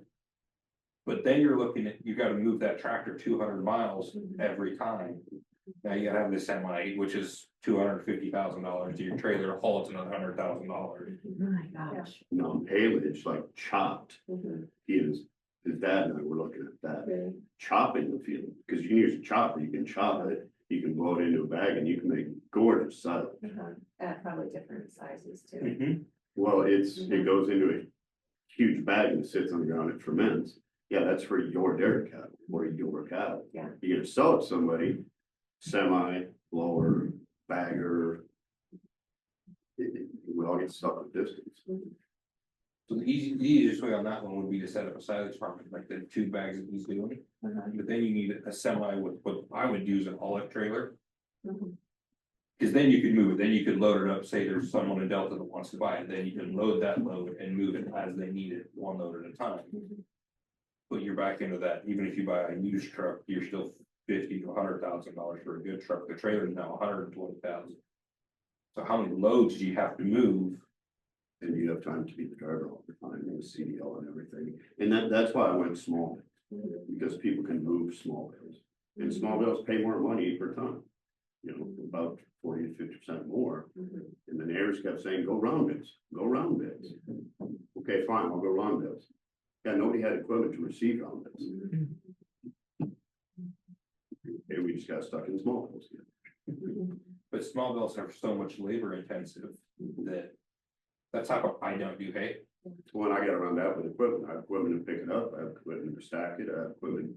You know, I'm doing 50 acres of hay and I had $300,000 worth of equipment. That equipment will never be paid for off of my farm. Wow. So that's where this comes in, is we gotta figure out how to bridge that, the equipment is this, and it takes.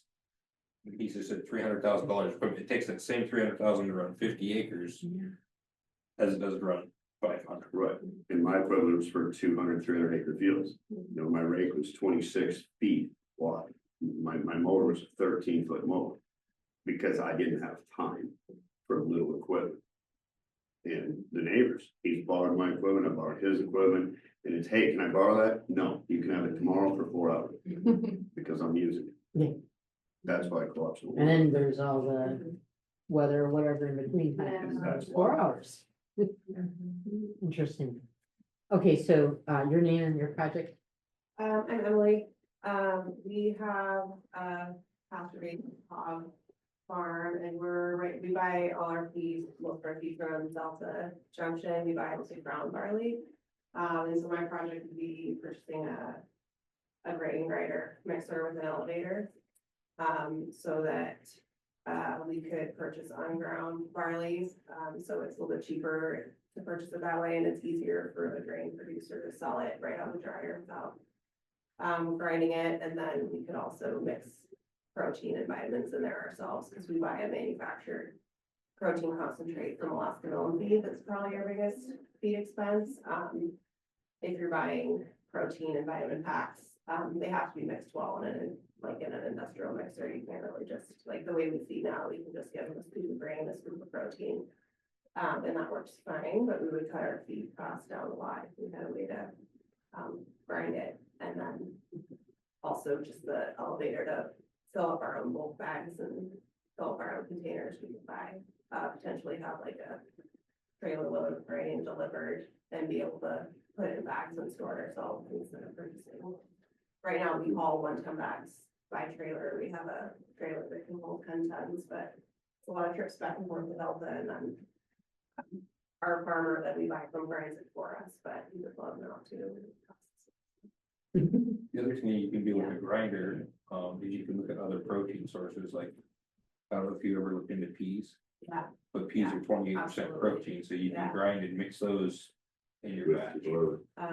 And we have a breed that likes high protein, and not low carb, but, a lot of fiber, a lot of protein.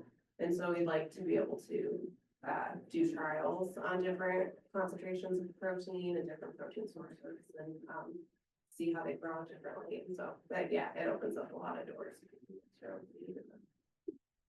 Potentially loan or rent that out to other producers if we're looking for a bigger impact. So yours is like a capital project. a Yeah, thing. totally, just Yeah. need to buy a big expensive.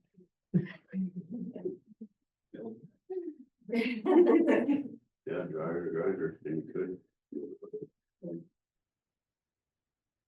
I'm healthy and, so we have milk goats, we have 9, not 9 in milk, but, 9 goats.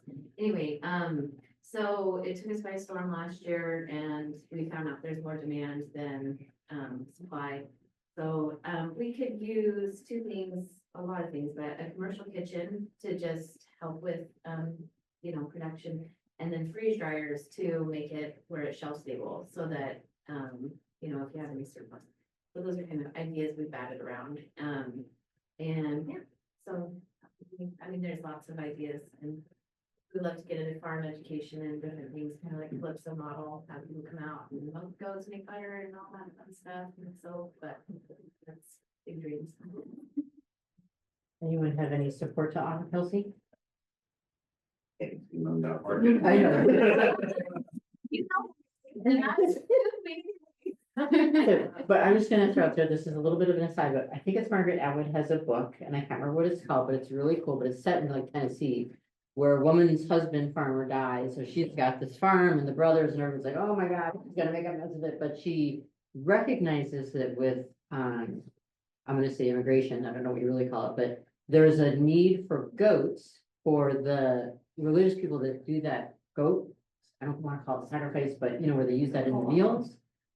And so she turns to goat farming and makes bank So, yeah, that's something else to think about. I feel like there's a lot of grant opportunities, or at least I hear a lot about, commercial food production and storage in kitchens and walk-in freezers and hydrators, like with the micro grants, that's a pretty popular, that micro grant too is also with the, it's super easy to apply for it. Yeah, we looked into it a few years ago before. And you can just apply, like we applied for it 2 times and then got it, you don't take their proposal at all, I think they just have so many applicants, it's kind of a lottery, like even if you do a good project, so I don't think it would be that. The commercial kitchen is a popular choice, especially if they're shipping. Yeah, yeah, because it could be something that could. And it's a big buzz right now. You know, you were saying you were trying to get Markowski's attention. Contact Karen McCarthy. Yes, I'm on her meeting. Yeah, Karen McCarthy is Markowski's senior executive assistant. So you can just look up Markowski and you find Karen McCarthy, send her an email and say, hey, I'm an Alaska farmer. Can you put me on your email list? And she'll just add you. I get It's fabulous. I 'Cause get like 2 I or know, 3 emails a week on, hey, here's money released, here's money, here's money, here's money. All of that money right now is for native, school, or nonprofit. Every email I get, it's either native, school, or nonprofit. So you partner with a school, you're getting money. Period, you're getting money, but yeah, there's a bunch of steps. The other thing that's huge right now, and Markowski was telling me this, is processing. Yeah. They have got state and federal billions of dollars because there's not enough processing. That's the bottom. If you go after processing, they have the money. what do you mean by processing? You all probably know that. Food processing, processing. livestock processing, milk processing, vegetable processing, anything to increase food So security. getting in the it area. from a So farm to a retail. the processing and storing. Yeah. Process and storage, you know, if his dad and I are in talks right now. A potato storage in the Dinneen area, a lot of people stop doing potatoes. Because what are you gonna do with 200 tons of potatoes, Yeah, even if you get a contract? We all come right at the same time and the market's flooded, so you can't do fresh, Yeah, but there's no storage here. There's storage in Delta, yeah. you know, so if you had a storage, then farmers could actually pay rent to put their potatoes in the storage. Or if you can process and freeze them. And then the processing is down in Palmer. Yeah. So if you had a processing, now you got carrots, you got beets, you got potatoes can be processed and stored, and now we can get Costco contracts, we can get local contracts, we can get Fred Meyer contracts. We just can't supply through the winter because we don't have storage. That's the biggest problem, we got storage, but the other problem with that is. Once again, that transport aspect. We've all seen, this winter's been weird, but last winter we had 3 weeks of 45 below. You can't go from the storage to the processing plant. With bulky equipment without destroying the crop, so we need a processing plant with the storage in the same location. And you can do potatoes, carrots, onions, can all use similar equipment. And then if you process it through without it ever hitting that 40 below outside, then you can put it in packaged products. On a reefer trailer to To do the delivery. whoever, Costco, Walgreens, Fred Meyer's. And so like, why is no one doing the processing? Cause there's no I don't know how many production, million you have. Okay, that's Yeah. even more money. so we're back into there's no production, that processing plant needs, I looked it up for potatoes once. The smallest one you could do for potatoes, you need almost 250 acres of potatoes producing 300 sacks a acre. And amongst everybody, there's not that. Well, that's not the problem. The problem is most of these farms were carved out of the wilderness.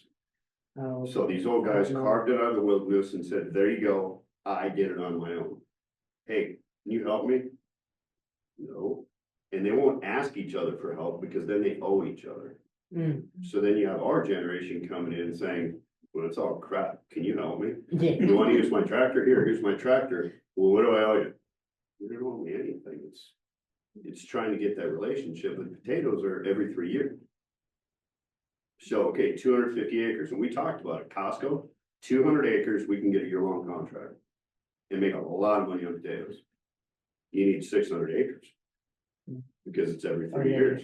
That's a lot of. We don't have 600 acres. Between 5 of us, we could come up with 600 acres. If we all committed to grain, field peas, potatoes, there's another $500,000 in equipment each. Or you have to have a trust between farmers to where. You do a land swap every year, so I'll run, cause like I'm set up, I could run 300 acres of potatoes tomorrow with the equipment we run for my head. But I couldn't do anything else. Right. So I would have to do my potato acreage and then. Trust that Mike. Is gonna take over my farm willingly next year and I'm gonna go farm it.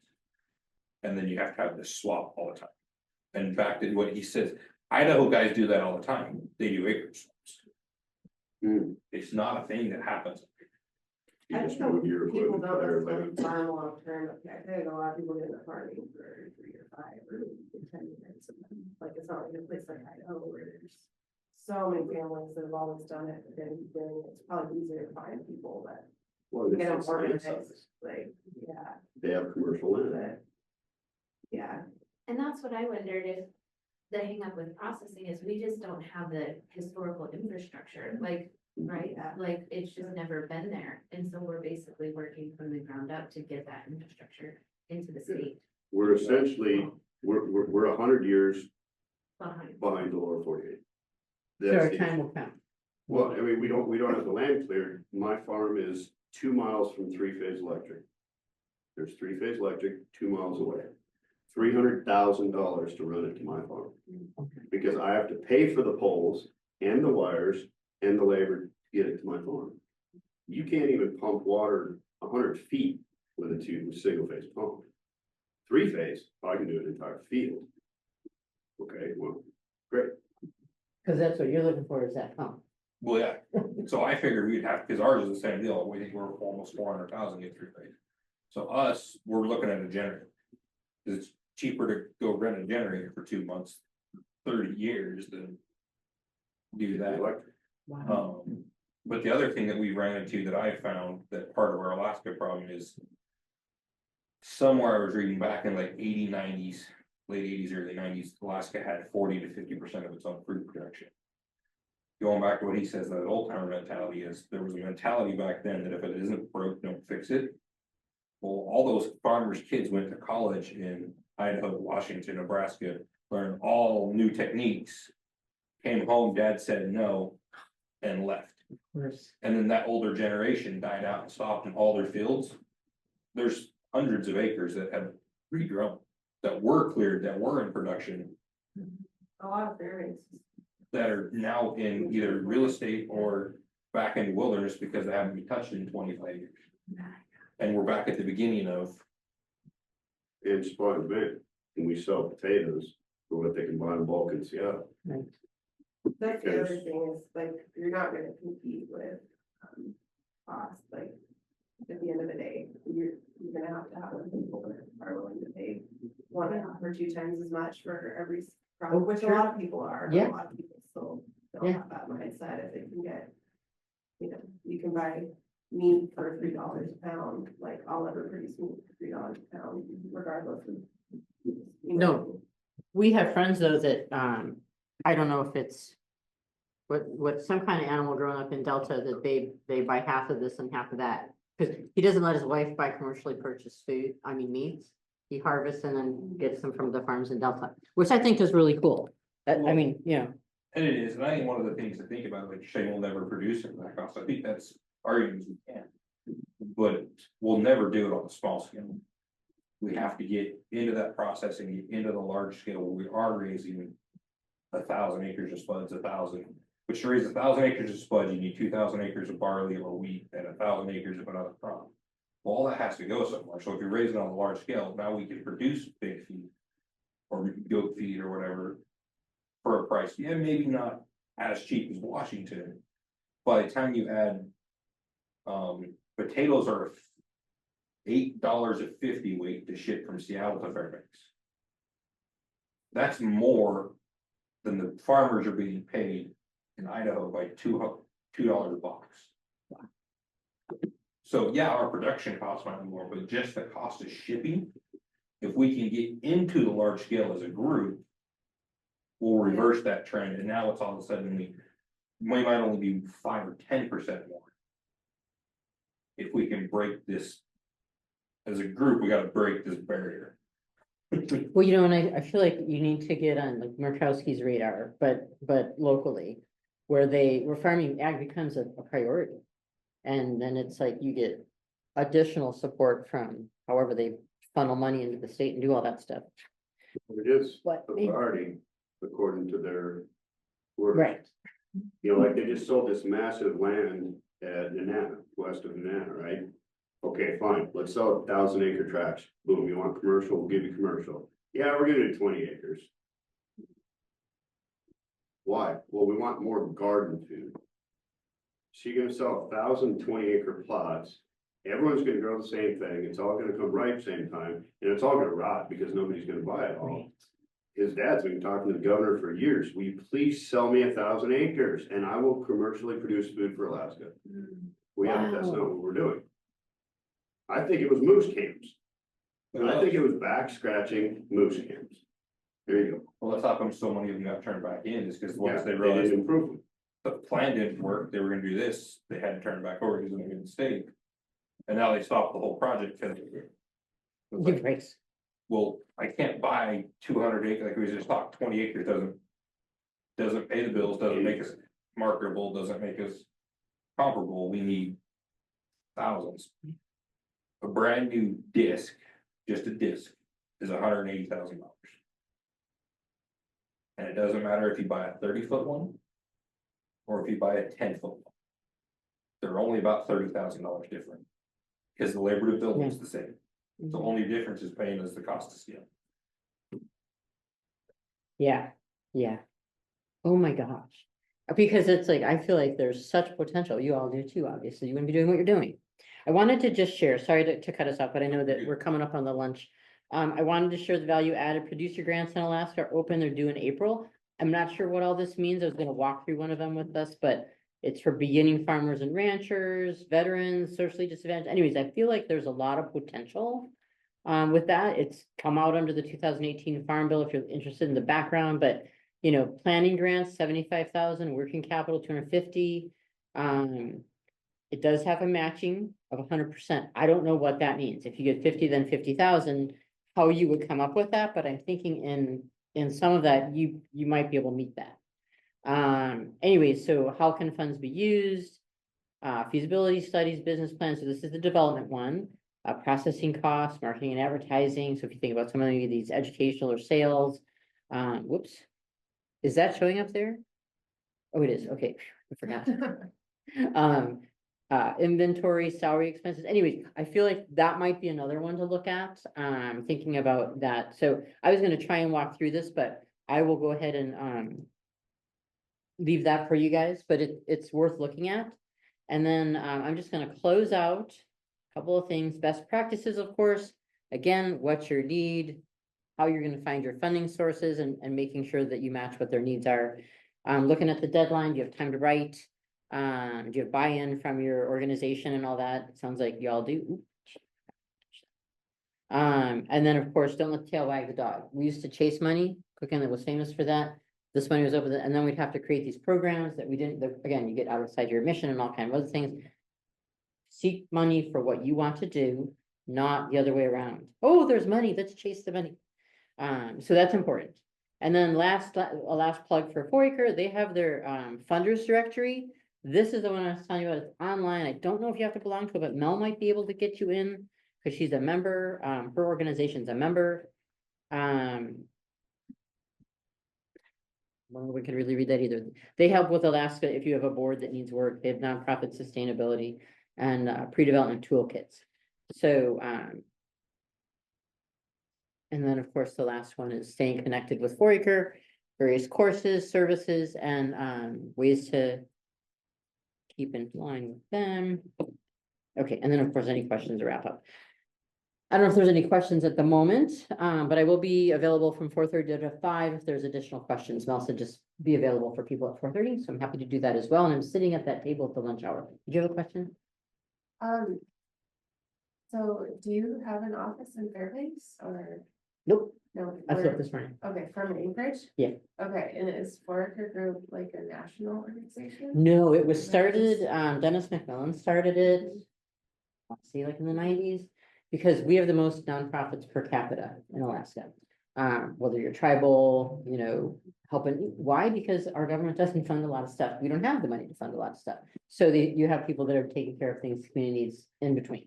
So, so Foraker, Dennis McMillan started it to help organize the nonprofits and to help, you know, provide these extension services. If you need accounting, I've got some consultants that will help with that.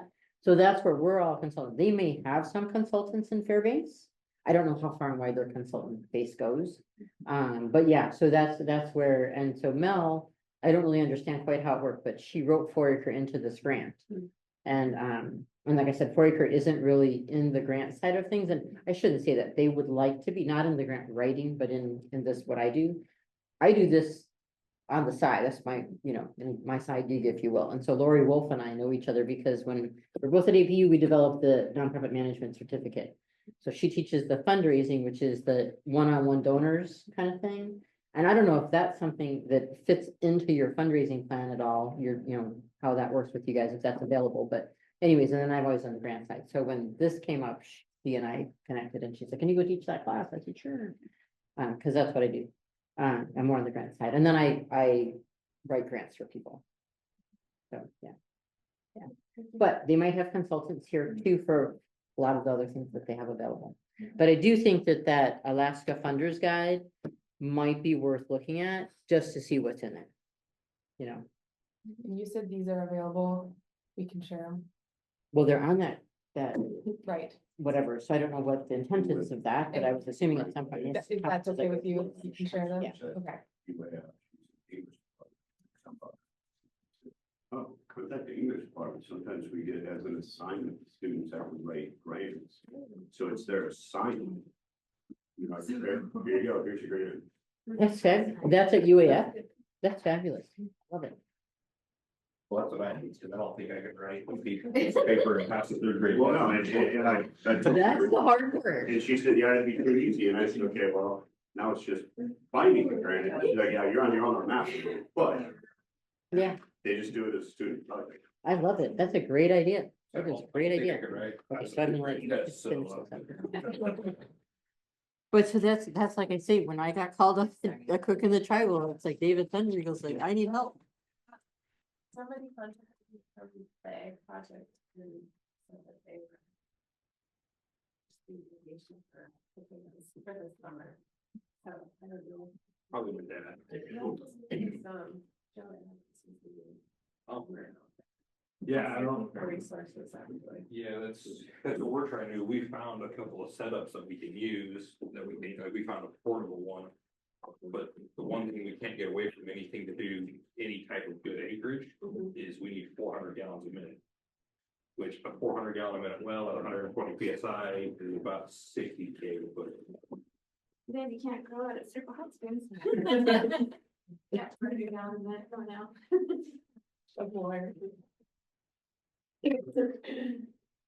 Well, have a good lunch, Thank you. Yeah.